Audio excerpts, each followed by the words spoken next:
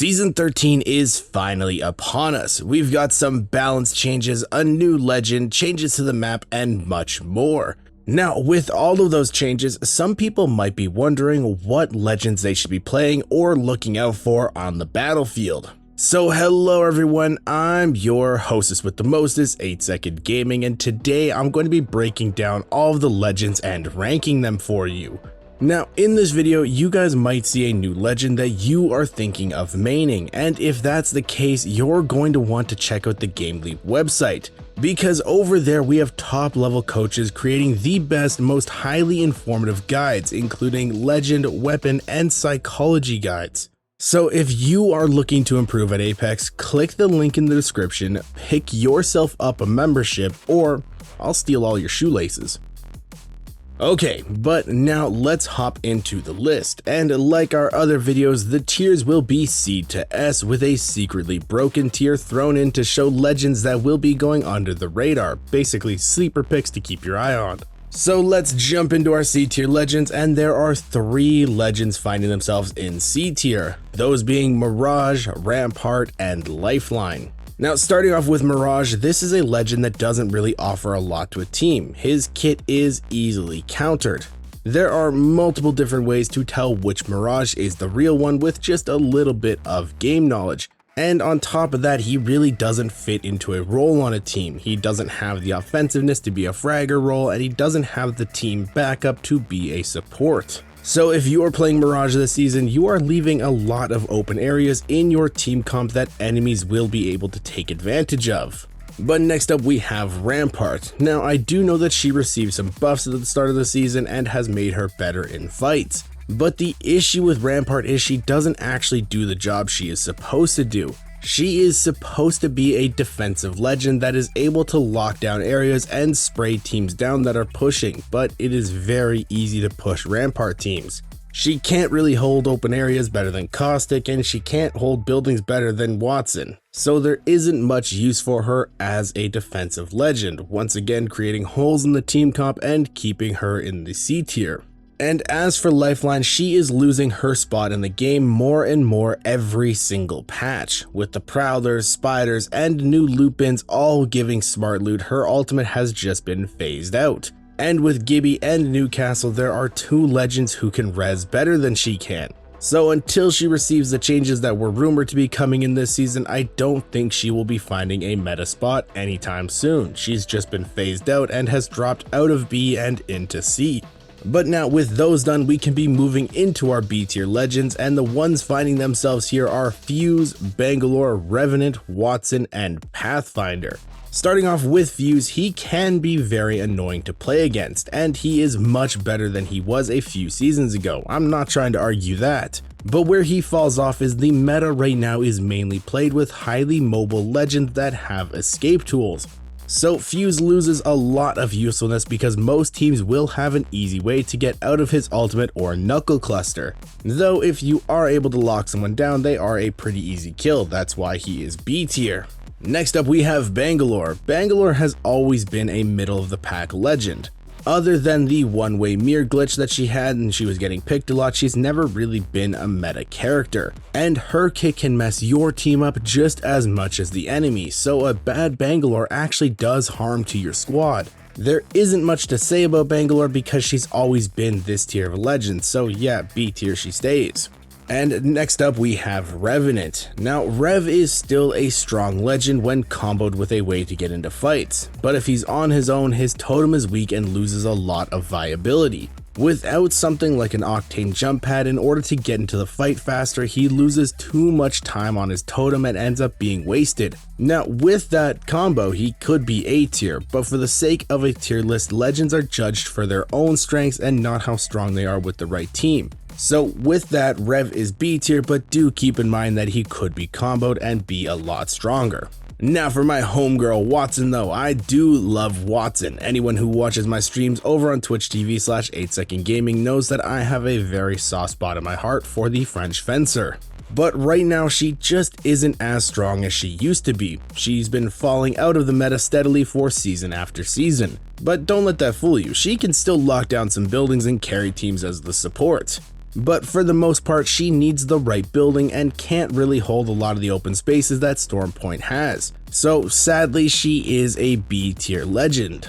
And last up for this tier we have Pathfinder. Pathy is another legend that used to be at the top of the meta. Everyone loved him and he was insanely strong. But right now he just lacks a few key pieces on his kit to bring him back up to meta status. His grapple cooldown is just way too long and his hitbox is too big. Indoors he is a walking fridge and you can basically close your eyes and still one-clip him. I do hope that in the future Respawn addresses his kit and changes a few things to bring him back. He is a ton of fun to play, but for right now he's just staying in B tier. Now moving into our A tier though, these legends are Horizon, Loba, Octane, Wraith, and Crypto. Yes, there are a lot of A tier legends, I know, but Apex is actually in a very balanced state when it comes to legend picks, so there's a lot of legends up here and higher. But let's start off with Horizon. Moon Mommy is a legend that can win fights wiping 3 people with a few nades and a well-placed ultimate, and that is strong enough to begin with. But this split is on Stormpoint, and this map has gravity cannons, so Horizon's passive mixes well with that as well. But the thing keeping Horizon in A tier and not S is her kit does have some basic counters to it. Her ultimate can be broken before it even goes off, letting the people that are near the nades get out before they go off and keep them safe. And once someone's able to learn the gravity lift, you can just beam people out of it. So those basic counters keep her in A tier right now. But next up we have Loba. Now I know some people might be saying that she doesn't deserve to be here because her bracelet doesn't work, but they have already said that they are working on a fix and I'm expecting that to be done soon. So the bracelet isn't something to worry about.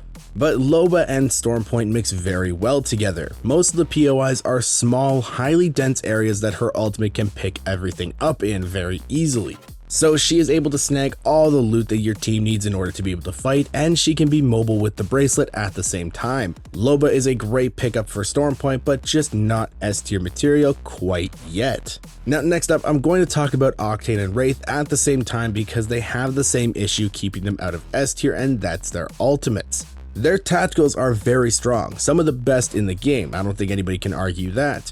But the issue that they run into is their ultimates aren't as good as they used to be, and with Stormpoint having such harsh height differences, they can be caught up trying to get to that high ground. Those issues can get a lot of players killed, losing them the game, so these two are still very solid pickups and will do well for the most part on a team, just not S tier material. But now next up we have Crypto. Crypto is in a weird spot right now. He's strong, but he still needs that full team built around him in order to do well. So he's kind of like Revenant, but not at the same time, because yes, he does need that team matching his playstyle and supporting him, but he can still do well without them and would still offer a lot to a team. So that's why I've got him in A tier, and I don't really think anybody can argue that he's anything more or less. He's a very good A tier legend. But now moving on, we have our secretly broken tier. Finding themselves spots in here are Newcastle and Mad Maggie. Now a few of you might be saying that Newcastle just came out. Everyone is playing him, how is he secretly broken? And that's a good question, but mainly at the start of the season, everyone plays the new character, then the honeymoon phase ends and people go back to their old mains. Right now, he's new and shiny, so people are playing him, and I've seen a ton of mixed emotions. People have been saying he's broken, he's the best legend, and people are saying that he's super underwhelming. But right now, we have barely scratched the surface of his potential, and I'm already seeing some insane plays being pulled off with his ultimate. So I have him in secretly broken because once we discover the full usefulness of his kit, I'm thinking he will jump into S tier. So keep that in mind and keep an eye on Newcastle this season.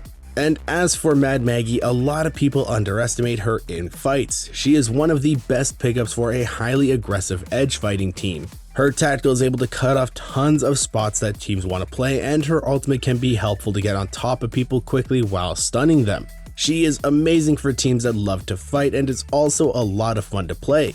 And with the Mastiff being a care package weapon now, that is actually a buff for her. A CP gun that makes her move faster in fights is great for her kit, so Maggie stays slept on in the secretly broken tier. But now, ladies and gentlemen, we have reached the top of the ladder, the S tier legends. These legends are Ashe, Bloodhound and Seer, Caustic, Gibraltar, and of course Valkyrie. Starting off with Ashe, she has always been the pickup for pro teams on Stormpoint. Her entire kit works well with the map, being able to see where teams are fighting, locking enemies down, and not having to worry about the height differences with her ultimate. She just meshes extremely well here. It's tough to not put her in S tier. So if you guys were playing Wraith or Octane, you may want to consider actually swapping to Ashe. She works a lot better here and will help you out a ton in your climbs. Next up though, we have Bloodhound and Seer. These two go together.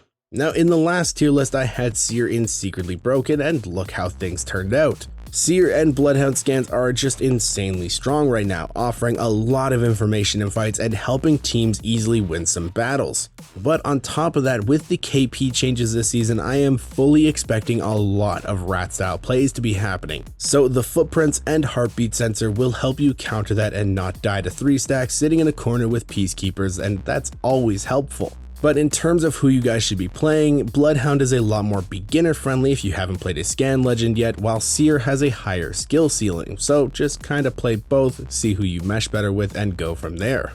Now next up we have Caustic. He has been a strong legend for a long time now, and while less teams are going to run Caustic on Stormpoint, he is still a good pick here. Caustic is actually really good at holding large outdoor areas with his gas, as well as locking down buildings, so he can easily adapt to the map and play around what a team needs in the game. And if you find yourself being third-partied or aped a lot, you might want to try out Caustic to stall out pushes, and that will help you climb this season. But next up, of course, we have the Gibster up here, one of the strongest characters since Season 3, and I don't think he's going anywhere anytime soon. His kit just helps teams out so much, and in some of the open circles in Stormpoint, he's needed in order to win them. So right now, Gibraltar isn't a must-pick this season, but he is very close to it. Gibby's just Gibby. I don't really think anybody's surprised to see him in S tier, he's just ridiculously strong. But speaking of pretty much must-have picks, our last legend taking a spot in S tier is Valkyrie. Though Valk did get some nerfs at the start of the season, they aren't as bad as people made them out to be, and I actually did a whole video breaking down why they aren't bad, so if you are curious, to go check that out after this video. But Stormpoint has a lot of areas that Valkyrie can just fly over. All of the other legends aren't able to do those rotations, and with only one redeploy balloon on the map, Valkyrie offers a ton to teams that other legends just can't. Her entire kit is still extremely strong and will be carrying a lot of teams this split. But now that you guys know where everyone sits on the tier list this season, who do you think you will be picking up to run in ranked? Will you be sticking with your main, your old faithful, that kind of stuff, or will you be branching out to new legends? Let me know in the comments down below. I really hope you guys enjoyed this video and learned something new. If you did, make sure to smash that like and subscribe button to stay up to date with all of the latest and greatest Apex Legends tips, tricks, and news. Thank you all for watching. Once again, I'm 8 Second Gaming, and I will see you in the next one.